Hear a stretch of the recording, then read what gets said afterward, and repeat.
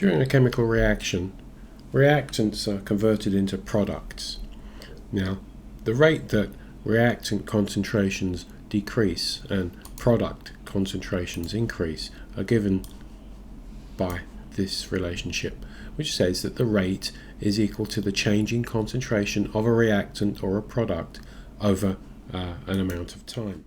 And so the concentrations of products increase over time, the concentrations of reactants decrease over time.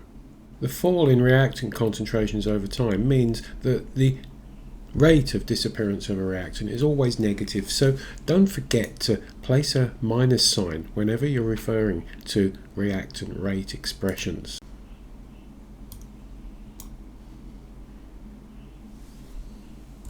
The units to use are molar per second or moles per litre per second. Using these units allows the rate to be independent of the scale of the reaction. The relative rates of product formation and reactant consumption are given by the stoichiometric ratios in the balanced chemical equation. Here we can see that 4 moles of ammonia are consumed for every 3 moles of oxygen.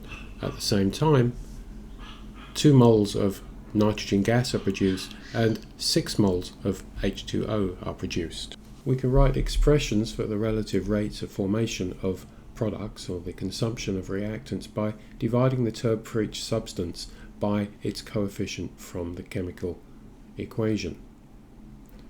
Reactants all have a negative sign in front of them, of course, so minus 1/4 the rate of disappearance of ammonia is equal to plus 1/2 the rate of appearance of nitrogen gas.